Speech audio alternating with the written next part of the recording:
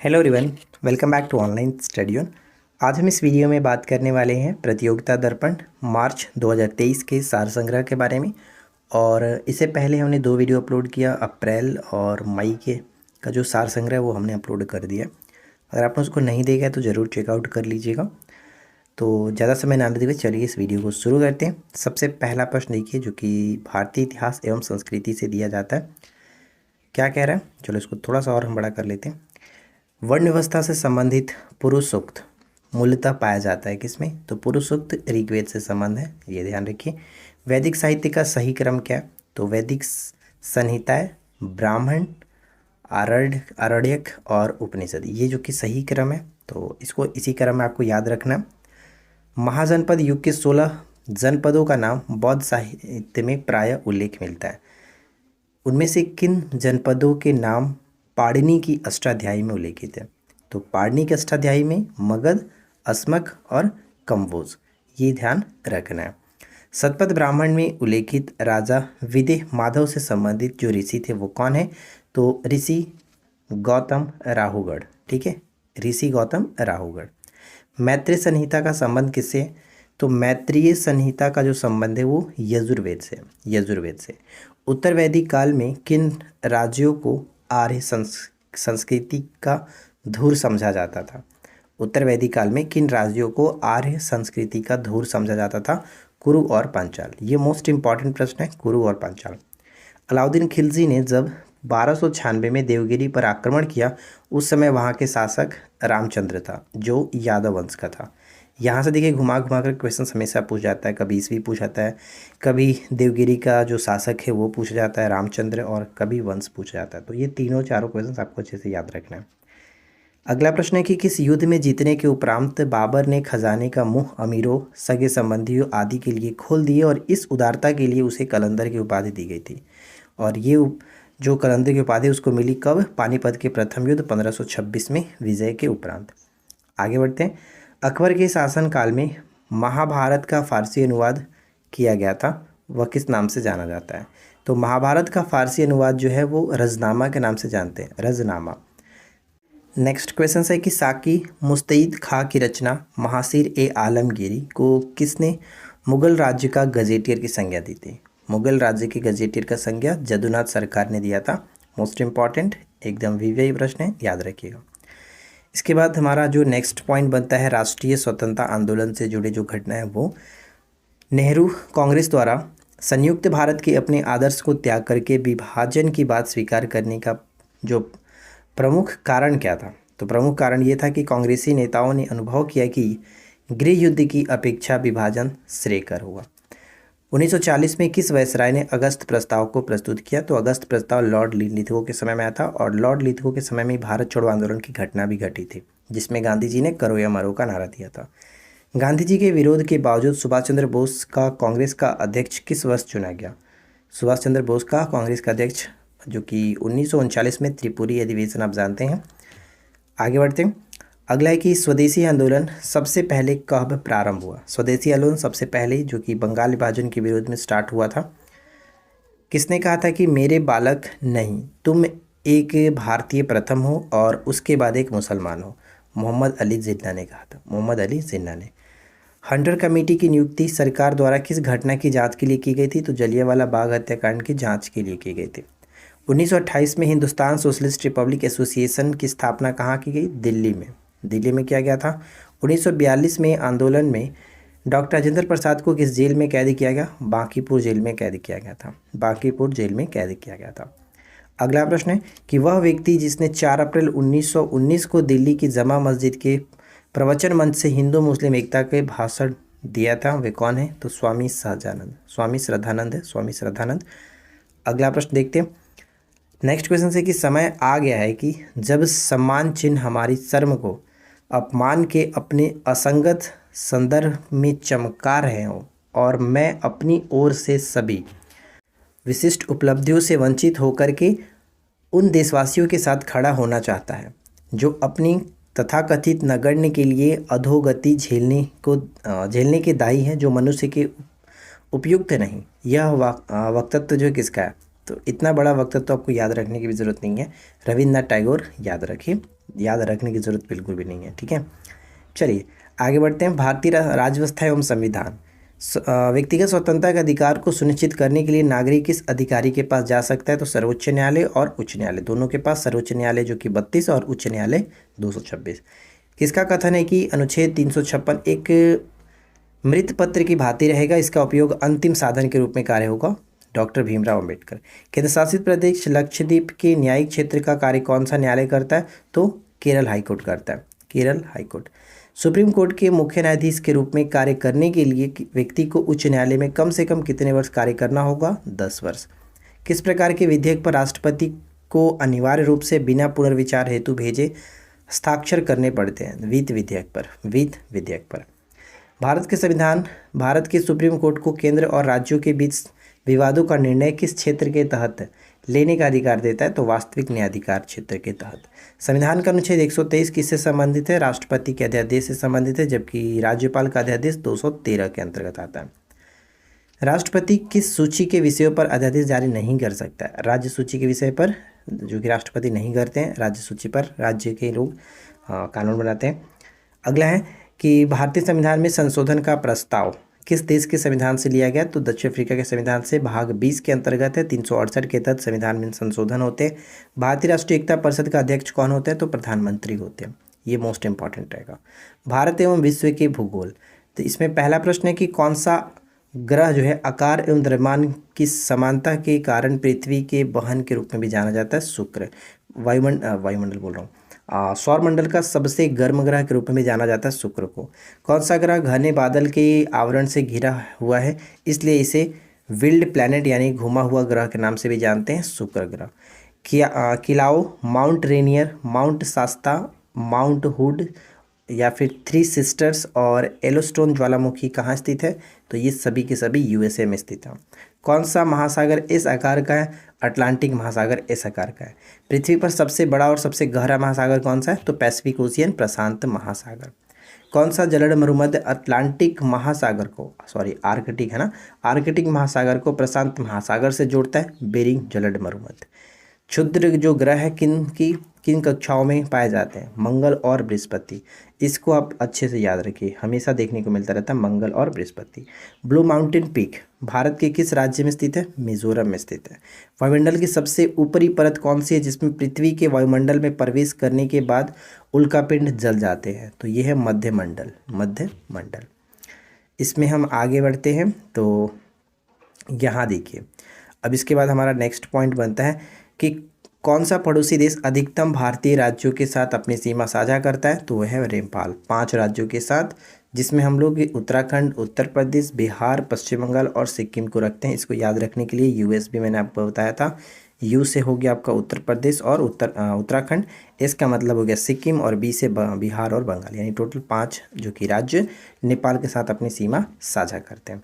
पर्यावरण एवं जैव विविधता। भारत में समुद्री कछुआ परियोजना आरंभ कब हुई थी? 1995 में आरंभ हुआ था समुद्री कछुआ परियोजना। अगला है कि अधिपादप, जिसको एपीफाइट्स कहते हैं, वैसे स्थान पर पाए जाते हैं जहां वर्षा पूरे वर्ष होते रहती है, वैसे स्थानों पर पाए जाते हैं। खाद्य श्रृंखला का निर्माण किसके द्वारा होता है? तो उत्पादक, उपभोक्ता और अपघटक, यही होता है खाद्य श्रृंखला का निर्माण।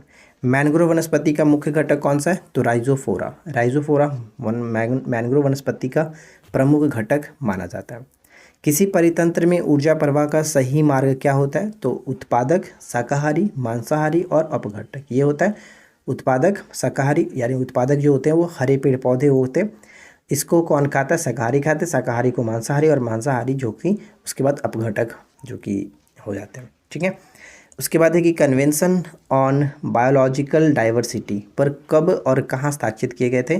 5 जून 1992 को रियो डी जेनेरो, जो कि प्रथम पृथ्वी सम्मेलन था। कन्वेंशन ऑन बायोलॉजिकल डाइवर्सिटी जैव विविधता पर सम्मेलन कब प्रभावी हुआ? तो ये 29 दिसंबर 1993 को जाकर के प्रभावी हुआ। भारत की जलवायु परिवर्तन कार्य योजना क्लाइमेट चेंज एक्शन प्लान के तहत कितने मिशनों को शामिल किया गया? 8 मिशन को शामिल किया गया। आगे देखिए कि भारत में कौन सा अधिनियम वन्य जीवों को संरक्षण प्रदान करता है? तो वन्य जीव संरक्षण अधिनियम 1972 है। वन्य जीव संरक्षण अधिनियम 1972 है। उसके बाद नेक्स्ट वन है कि कौन सा वायु प्रदूषक ऑक्सीजन की अपेक्षा अधिक शीघ्रता से रक्त में हीमोग्लोबिन में घुल जाता है? Carbon monoxide. और कार्बन मोनोऑक्साइड एक प्रकार का जहरीली गैस है।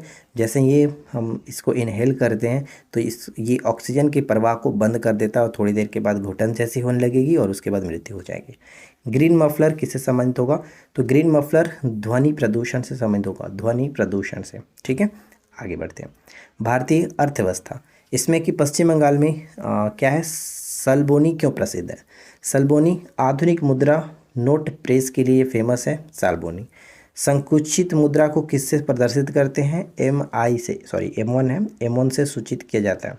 भारतीय रुपए के लिए ISO कोड क्या है? तो ISO 4217। खादी और ग्रामीण औद्योगिक आयोग कौन सी पंचवर्षीय योजना में शुरू की गई थी? तो 1956 में स्टार्ट किया गया था, दूसरी पंचवर्षीय योजना। भारत में पहली बार भारत में किस एजेंसी ने व्यापक आधार पर इक्विटी इंडेक्स जो कि शुरू किया? तो क्रिसिल यहाँ पे होगा, CRISIL credit rating information service of India limited, ये होता है क्रिसिल। इसके बाद है भद्रावती कर्नाटक, चुर्क उत्तर प्रदेश, डालमिया नगर बिहार, ग्वालियर मध्य प्रदेश, ओखा गुजरात, सवाई माधोपुर राजस्थान और सूरजपुर पंजाब में मुख्य उद्योग है तो सीमेंट, ये हम लोग के पास है डालमिया नगर। ठीक है, चलिए इसके बाद आगे बढ़ते हैं। नेक्स्ट पॉइंट क्या है? अगला पॉइंट है कि चलो ये बहुत बड़ा क्वेश्चन हो जाता है, इसको आप साइड ही में रखो, उतना ज़रूरत नहीं है। शून्य निर्धारित बजट के प्रतिपादक कौन माने जाते हैं? शून्य निर्धारित बजट के प्रतिपादक पीटर पार्चर। राजकोषीय घाटा होता है, प्राथमिक घाटा होता है। राजकोषीय घाटा माइनस प्राथमिक घाटा जो कि ब्याज भुगतान। समेकित कोष क्या है? समेकित कोष क्या है? तो यह भारत सरकार का वह कोष है जिसमें सरकार की समस्त राजस्व प्राप्तियां सरकार द्वारा जारी किए गए ट्रेजरी बिल्स और वसूले गए ऋण आदि को शामिल किया जाता है। ठीक है, चलिए नेक्स्ट बढ़ते हैं। इसके बाद देखिए अब आता है हमारा सामान्य विज्ञान एवं तकनीकी। तो सामान्य विज्ञान और तकनीकी के अंतर्गत पहला प्रश्न है कि प्रत्येक परमाणु के केंद्र में उपस्थित प्रोटॉनों की संख्या को क्या कहते हैं? परमाणु क्रमांक, यानी परमाणु क्रमांक और प्रोटॉनों की संख्या दोनों इक्वल होता है। स्मॉल g का मान क्या होता है? g का अर्थ गुरुत्वीय त्वरण 9.8 मीटर प्रति सेकेंड स्क्वायर, त्वरण है इसलिए मीटर प्रति सेकेंड स्क्वायर। निम्नलिखित में से विद्युत का सुचालक नहीं है। एक्चुअली ये ऑप्शंस के साथ आपको क्लियर करना पड़ेगा। तो हीरा विद्युत का सुचालक नहीं होता, इसको याद रखिएगा। उस तत्व का नाम बताइए जिसका किसी यौगिक को कार्बनिक यौगिक में वर्गीकृत करने के लिए उस यौगिक में होना आवश्यक है। तो कार्बन होगा। निम्नलिखित में से कौन एक धातु है? तो देखिए निम्नलिखित जब बात आता है तो ये ऑप्शन से क्वेश्चन उठाए गए हैं। तो लोहा धातु एक प्रकार का होता है जिसको हम लोग Fe फेरस कहते हैं। ठीक है, निम्नलिखित में से कौन तापमान की SI जो कि इकाई है? तो केल्विन तापमान की SI यूनिट होता है। प्रकाश की चमक दिखाई देने की तुलना में गड़गड़ाहट की आवाज़ बहुत बाद में सुनाई देता है, यह क्या दिखाता है? तो ये सिंपल सा बात है, आप बहुत पहले से पढ़ते आ रहे हैं कि जो प्रकाश की चाल है, ध्वनि की गति प्रकाश की गति से बहुत कम होती है, या फिर घुमा करके भी कह सकते हैं कि प्रकाश की गति ध्वनि की गति से काफ़ी ज़्यादा होता है। किसी लिफ्ट में बैठे हुए व्यक्ति को अपना भार कब अधिक मालूम पड़ता है? जब लिफ्ट त्वरित गति से ऊपर जा रही हो तब। एक व्यक्ति पूर्णतः चिकने बर्फ के क्षैतिज समतल के माध्यम से विराम स्थिति में है। न्यूटन के किस नियम या फिर किन नियमों का उपयोग करके वह अपने आप को तट तक ला सकता है? तो तीसरा नियम के अनुसार, गति का तीसरा नियम, जिसमें क्या होता है कि प्रत्येक क्रिया के बराबर परंतु विपरीत प्रतिक्रिया होती है। ठीक है, किसी द्रव में डूबी हुई वस्तु पर ऊपर की ओर जो बल लगता है उसको क्या कहते हैं? उत्प्लावन बल या फिर अपथ्रस्ट कहा जाता है। जो पानी में नीचे से बल लगता है, फोर्स लगता है, उसको उत्प्लावन या फिर अपथ्रस्ट कहते हैं। अगला है कि शिक्षा एवं बाल मनोविज्ञान। मानसिक संरचना जो कि चिंतन के निर्माण प्रखंड है, इसके लिए प्याजे ने किस शब्द का प्रयोग किया है? तो स्कीमा का प्रयोग किया। अवधारणाएं। एक बच्चा तर्क प्रस्तुत करता है, आप यह मेरे लिए करें और मैं वह आपके लिए करूँगा। यह बच्चा कोहलबर्ग की नैतिक तर्कणा की किस अवस्था के अंतर्गत आएगा? तो सामाजिक अनुबंध अभिमुखीकरण। ये सब जो प्रश्न है वो बाल मनोविज्ञान के अंतर्गत आता है। तो जिनको टीचर के लिए काफ़ी चीज़ें पढ़नी होती है उनके लिए इम्पॉर्टेंट है। अगला है कि शैक्षिक उद्देश्यों के ब्लूम के वर्गीकरण के भावात्मक पक्ष से कौन सा स्तर संबंधित है? तो व्यवस्थापन, अग्रहण और अनुक्रिया। एक 4-5 वर्ष के बालक में अपने पिता की अपेक्षा माता के प्रति अत्यधिक प्रेम की भावना विकसित हो जाती है। बालक के व्यवहार में होने वाले इस परिवर्तन को फ्रॉयड द्वारा क्या नाम दिया गया? तो ओडिपस कॉम्प्लेक्स, ओडिपस कॉम्प्लेक्स इसको नाम दिया गया, ओडिपस कॉम्प्लेक्स। अगला आप देखिए क्या है, नेक्स्ट पॉइंट हमारा ये बनता है कि प्रासंगिक अंतर्बोध परीक्षण क्या होता है? तो व्यक्तिगत मापन की प्रक्षेपी तकनीकी समान आयु के बच्चों में भी आकृति, योग्यता, स्वभाव, रुचि, प्रवृत्ति और अन्य बातों में बहुत अंतर होता है। इस संदर्भ में विद्यालय की भूमिका है सुनिश्चित करना कि प्रत्येक बच्चे को अपनी क्षमताओं के अनुसार विकास के अवसर मिले। ये बहुत अच्छा प्रश्न है, तो इसको याद रखिएगा। देखिए इसमें बाकी कुछ जो है हम इसको थोड़ा सा साइड में रख लेते हैं, आप इसको पढ़ना चाहें तो रोक करके वीडियो को पढ़ लीजिएगा। फिलहाल हम बढ़ते हैं इसके आगे के जो कि पॉइंट्स पे, संप्रेषण और संचार। तो संप्रेषण और संचार के अंतर्गत पहला प्रश्न क्या है कि संचार के एरिस्टोटल मॉडल का आधार क्या हो? एरिस्टोटल मॉडल का आधार क्या है? समाज और सामाजिक संरचना, समाज और सामाजिक संरचना। जब दो या दो से अधिक व्यक्ति आपस में संचार करते हैं तो यह क्या कहलाता है? अंतर्वैयक्तिक जो संचार, ये कल की वीडियो में था। ज़्यादा व्यक्तित्व होना किस प्रकार का संप्रेषण है? तो नकारात्मक संप्रेषण माध्यम है। बिल्कुल सही भी है, नकारात्मक संप्रेषण माध्यम है, ज़्यादा किसी से व्यक्तित्व नहीं होना चाहिए। अगला है कि संप्रेषण संजालों में से किसमें समूह का प्रत्येक सदस्य केवल अपने से निकटतम सदस्य से ही संप्रेषण करता है? तो श्रृंखला संजाल, श्रृंखला संजाल। संप्रेषण में किसका नियम जो कि प्रयुक्त होता है? किसका फुल फॉर्म कल भी हमने आपको बताया था, कल की वीडियो में था, keep it short and simple, keep it short and simple. जब व्यक्ति यह अनुभव करते हैं कि उनके व्यवहार को प्रतिबंधित किया जा रहा है तो वह एक प्रकार की प्रतिक्रिया करते हैं, जिसे क्या कहा जाता है? तो मनोवैज्ञानिक प्रतिघात, मनोवैज्ञानिक प्रतिघात कहते हैं। एन्कोडिंग चैनल एवं डिकोडिंग किस सिद्धांत के बुनियादी घातक है? तो संचार सिद्धांत के। एन्कोडिंग चैनल और डिकोडिंग जो है ये संचार सिद्धांत के अंतर्गत आते हैं। इसके बाद देखिए यहाँ पे हम आगे बढ़ते हैं तो नेक्स्ट जो क्वेश्चंस मिलेगा वो क्या है कि कालिक संप्रेषण का अध्ययन जाना जाता है, कालिक संप्रेषण का अध्ययन जाना जाता है क्रोनोमिक्स के रूप में, क्रोनोमिक्स के रूप में। प्रशासनिक व्यवहार के अंतर्गत निर्देशन जारी करना किस प्रकार का संप्रेषण है? तो अधोगामी संप्रेषण है, अधोगामी संप्रेषण है। अब नेक्स्ट पॉइंट है खेलकूद से। तो खेलकूद से पहला जो प्रश्न है, डीसीएम ट्रॉफी का संबंध किस खेल से? फुटबॉल से। फेडरेशन कप का संबंध किस खेल से? तो फुटबॉल से। फेडरेशन कप हो गया, डीसीएम ट्रॉफी हो गया, फुटबॉल से। घुड़सवारी का खेल परिसर को किस नाम से जानते हैं? एरिना जाना जाता है, एरिना। किसी अंतर्राष्ट्रीय फुटबॉल मैच की सामान्य अवधि कितनी होती है? 90 मिनट होती है। पहले 70 था, अब 90 मिनट है। अगला है कि पहली बार राष्ट्रमंडल खेलों का आयोजन कब किया गया था? 1930 में। 2021 में आयोजित किए गए ग्रीष्मकालीन टोक्यो ओलंपिक का कौन सा संस्करण था? 32वां संस्करण था। मीराबाई चानू किस खेल से संबंधित है? भारोत्तोलन से संबंधित है। ओलंपिक में सर्वप्रथम शुभंकर का प्रयोग किस वर्ष किया गया? 1968 में मैक्सिको सिटी में किया गया था। इलेक्ट्रा गोल्ड कप किस खेल से संबंधित है? टेबल टेनिस से। ये मोस्ट इंपॉर्टेंट रहने वाला, नाम थोड़ा सा अलग है इसलिए इंपॉर्टेंट है। पोलो खेल के प्रत्येक पक्ष में खिलाड़ियों की संख्या कितनी होती है? 4 होती है। देखिए याद रखनी है, ये POLO कितने लीटर हैं? 4 लीटर हैं, तो ये हो गया आपका 4। अगर वाटर पोलो पूछा जाए तो वहाँ पे 7 होते हैं। वाटर पोलो में प्रत्येक पक्ष में 7 खिलाड़ी होते हैं। नेक्स्ट वन है कृषि से संबंधित। पहला है कि पौधे पर कैल्शियम की कमी के लक्षण सर्वप्रथम कहाँ प्रदर्शित होते हैं? किनारे की पत्तियों पर, किनारे की पत्तियों पर। मुर्रा किसकी प्रजाति है? तो मुर्रा भैंस की प्रजाति है। पेड़ों की कतारों के बीच फसलें उगाने को क्या कहते हैं? तोग्या प्रणाली कहा जाता है, तोग्या प्रणाली। उस कृषि को क्या कहा जाता है जिसमें कृषि और पशुपालन दोनों साथ साथ किए जाते हैं? मिश्रित कृषि, ये जो कि कहा जाता है। चलिए इसके बाद हम आगे बढ़ते हैं और इसमें हमारा अगला जो है वो हम देख लेते हैं यहाँ पे 100, हाँ ठीक है, अब यहीं से होगा।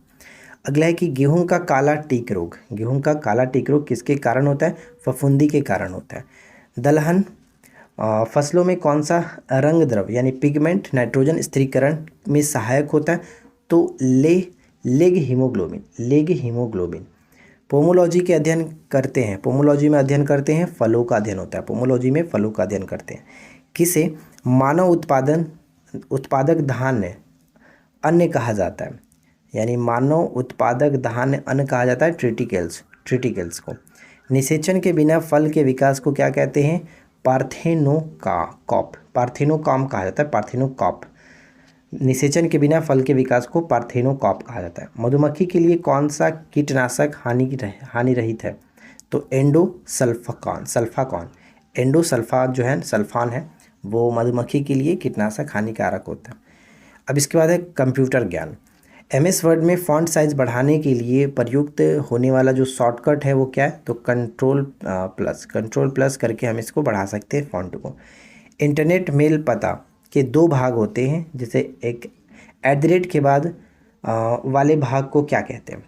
@ के बाद वाले भाग को डोमेन कहा जाता है, यानी जो स्टार्टिंग में ये होते हैं और उसके बाद ये, और उसके बाद gmail.com जो हम लगाते हैं, तो ये इसी को कहा जाता है। इंटरनेट मेल पता का दो भाग होते हैं, उसका @ के बाद को क्या कहते हैं? डोमेन कहा जाता है। अगला है कि क्रोम, सफारी और ओपेरा क्या है? तो एक प्रकार के वेब ब्राउज़र है। अगला है कि माइक्रोसॉफ्ट वर्ड फाइल में क्लिपबोर्ड की सामग्री को पेस्ट करने के लिए कीबोर्ड शॉर्टकट का प्रयोग करते हैं। कंट्रोल+ भी करके हम पेस्ट कर सकते हैं। बैंकों में चेकों को संसाधित करने के लिए बैंक निम्नलिखित में से कौन सी निविष्ट जो कि तकनीक का उपयोग करती है? MICR का उपयोग किया जाता है। कैश मेमोरी किस सिद्धांत पर कार्य करती है? तो रेफरेंस की स्थिति में कार्य करती है। सॉफ्टवेयर कोड में त्रुटियां ढूंढने की प्रक्रिया को क्या कहते हैं? डिबगिंग। ठीक है, कंप्यूटर में त्रुटियों को ढूंढने की प्रक्रिया को डिबगिंग कह सकते हैं। वैसे कंप्यूटर प्रोग्राम जो डाटा फाइल्स को नष्ट कर देते हैं तथा प्रोग्राम फाइल को खराब कर देते हैं, साथ ही डिस्क का बूट सेक्टर भी खराब कर देते हैं, क्या कहलाते हैं? वायरस कहते हैं। वायरस एक प्रकार का प्रोग्राम होता है। मदरबोर्ड के जिस भाग में इनपुट और आउटपुट कार्ड लगाते हैं उसे क्या कहा जाता है? एक्सपेंटेशन स्लॉट कहते हैं। सी प्रोग्राम को किसकी सहायता से मशीनी कोड में परिवर्तित किया जाता है? तो कंपाइलर की सहायता से हम लोग परिवर्तित कर सकते हैं। अब लास्ट पॉइंट जो कि विविध है। देशेर कथा किसकी पुस्तक किसकी लिखी है? तो सखाराम गणेश, जो कि देव सरकर के द्वारा लिखी गई है देशेर कथा, ये ध्यान रखिएगा।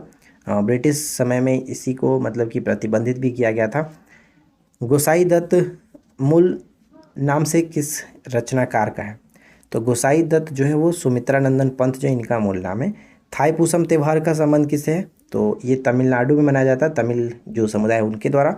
बाउल परंपरा से जुड़े लोग किस प्रदेश में पाए जाते हैं? पश्चिम बंगाल। बाउल पश्चिम बंगाल के मिथक गायकों का एक समूह माना जाता है।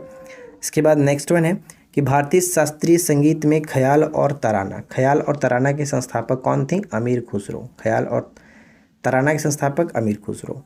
वेदांतम सत्यनारायण किस नृत्य में सर्वश्रेष्ठ गुरु माने जाते हैं? कुचिपुड़ी का संबंध आंध्र प्रदेश से।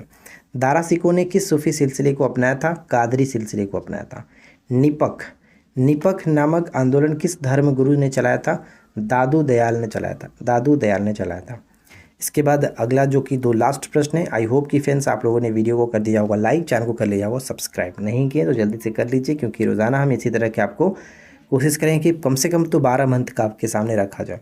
इसके बाद है कि किस राजा ने अकबर के पूर्व तानसेन को संरक्षण दिया था? अकबर के पूर्व तानसेन को संरक्षण भट्टा का राजा रामचंद्र सिंह ने, ठीक है, रामचंद्र सिंह ने तानसेन को संरक्षण दिया था। तानसेन अकबर के 9 रत्नों में से एक थे। अगला है कि चित्राचार्य उपेंद्र महारथी की पुस्तक वेणु शिल्प का संबंध किस कला से है? वेणु शिल्प का संबंध किस कला से है? तो बांस कला से संबंधित है। तो इस वीडियो में हमने 131 क्वेश्चंस, जो कि काफ़ी अच्छे क्वेश्चंस थे, हमने सभी क्वेश्चंस को कवर किया। उम्मीद करते हैं कि वीडियो आपके लिए हेल्पफुल रही होगी। पसंद आया हो तो लाइक एंड शेयर कर दीजिएगा। चैनल पे पहली बार है सब्सक्राइब कर लीजिएगा।